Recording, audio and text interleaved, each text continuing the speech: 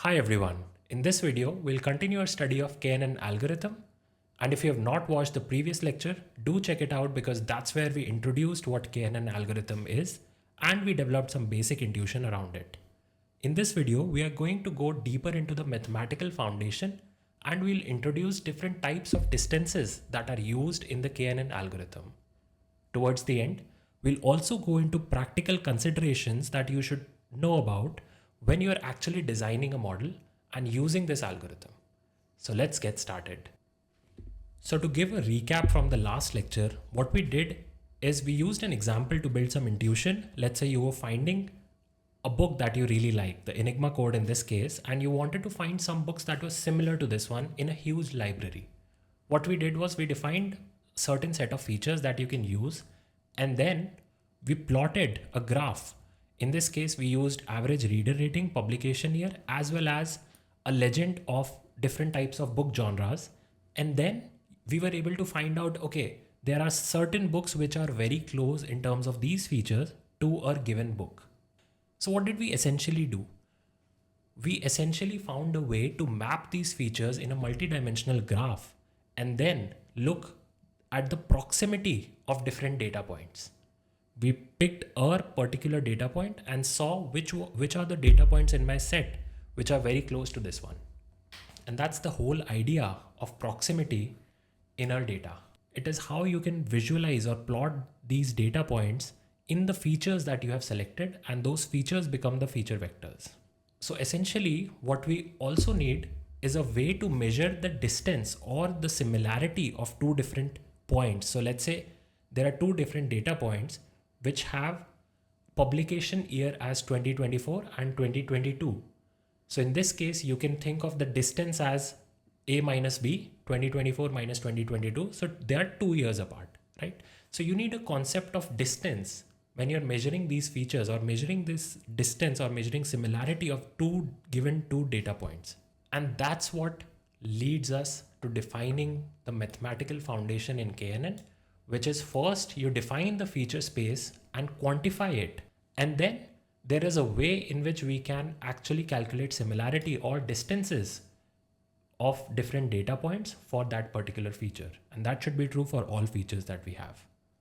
So we have already seen how to define the feature space. We have seen different examples in which we calculated quantifiable numbers for each feature. For example, in the OCR case, we use different things like symmetry or R, which are quantifiable measures in which we can calculate this particular feature as a number. And that we can do for all points in the dataset.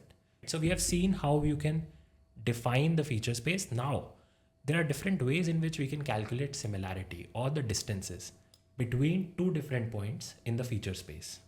The first one is called the Euclidean distance. Euclidean distance is the distance that we have always studied about. It's the straight line distance between two data points. Let's say you have two data points. The first one is given by x1, x2 up to xn. The second one is given by y1, y2 up to yn, right? These are two data points which are labeled 1 to n, and you have n features in this case. So the way you can calculate Euclidean distance is take the distance between each feature, take the absolute value, square it up, and take the square root. So under root x1 minus y1 square plus x2 minus y2 square up to xn minus yn square. And this is the shortest distance or the straight line distance between 2 points. And it makes sense. If you think about it, it's the distance that you would have in 2 dimension as the Pythagorean distance. So let's say if you had this as x1 minus y1, this is the difference between the first 2 points, and the other distance as x2 minus y2. So this distance is actually the straight line distance or the shortest distance between these two differences. So this is how you can think about Euclidean distance. And the next one that is often used is the Manhattan distance. So Manhattan distance is also called as a taxi cab or a city block distance. Why? Why is it called? Because it measures in the grid-like structure. So it essentially takes the absolute difference between each of the feature and adds it up. That's it. And this metric is suitable when you're measuring something like a similarity, which is often well represented in a map-like structure. So Manhattan distance can be used in those cases. And the third one is a more generalized way of measuring distance, which is Minkowski distance.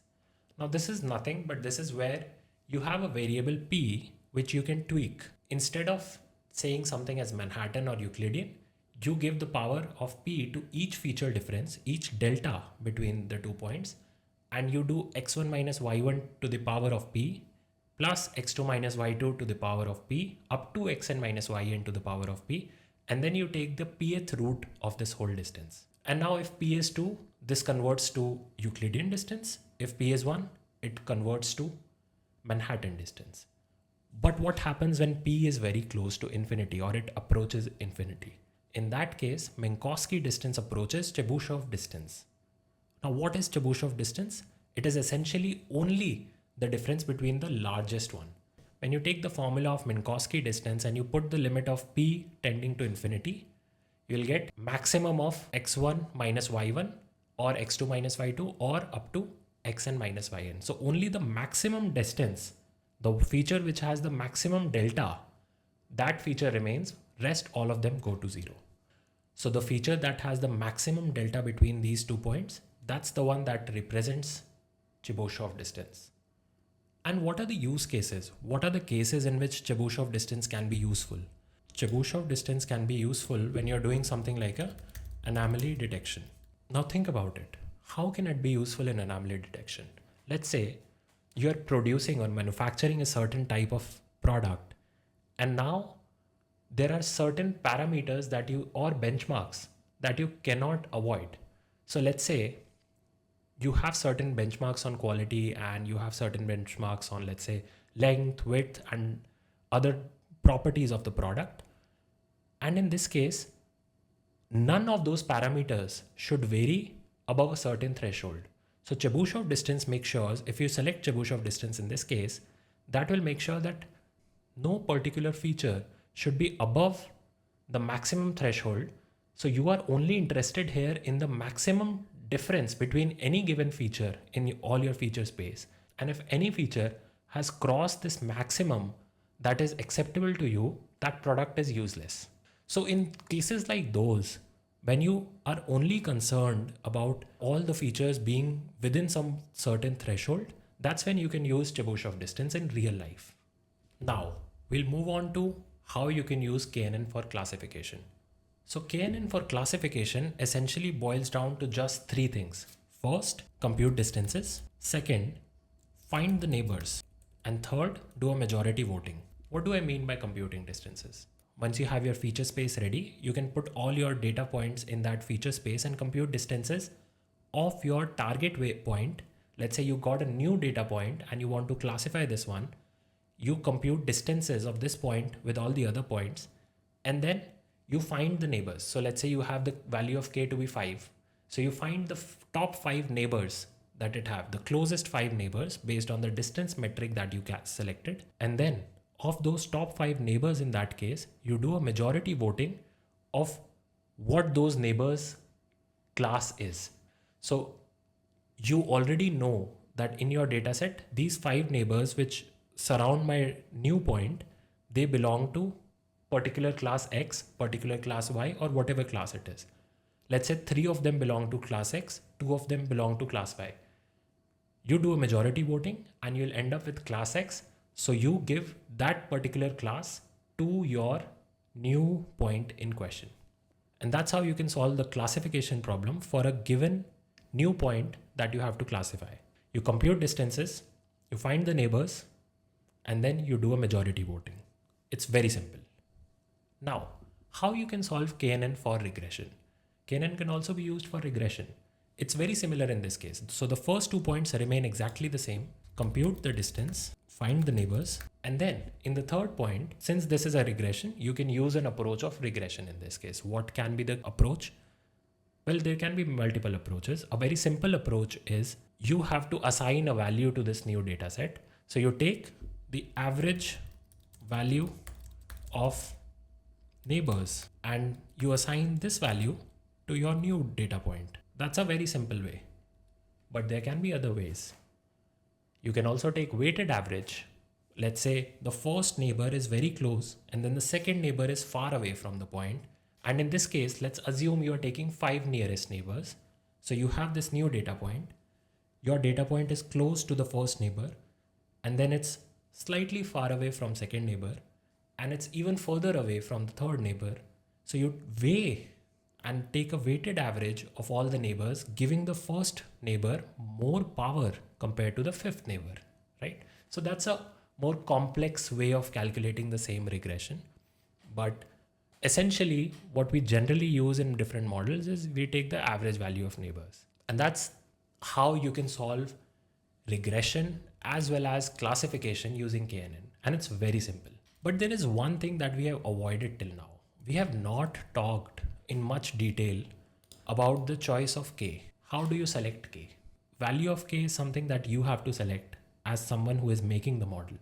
So you should know how you can select the value of K such that your model does not overfit or underfit.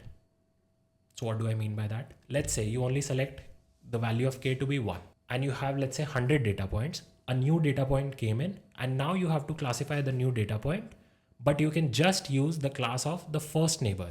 And you see the closest point you have in the dataset to this given new point, and then you say it has the same class. What can be the problems with this approach? The problems can be that this new point can be close to an outlier. If its closest neighbor is an outlier, then you have done the classification wrong. So in that case, your K value should be high enough such that it accommodates some variability in data or some outliers in data. So that's what happens as we have small values of K. When K is 1, the algorithm makes predictions based on solely the single nearest neighbor, and which is wrong. And this means that you can have a high variance in the data. And what happens on the other side of the spectrum when you have large K? When K is large, the algorithm averages over many neighbors, which smooths out the decision boundaries. So your variance is low, but you are reducing the sensitivity to local patterns.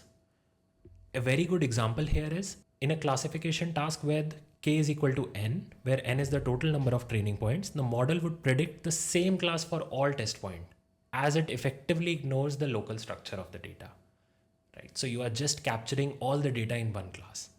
So you have to balance K out, and a very good rule of thumb to balance K out is we take K as under root of n, where n is the total number of training points we have.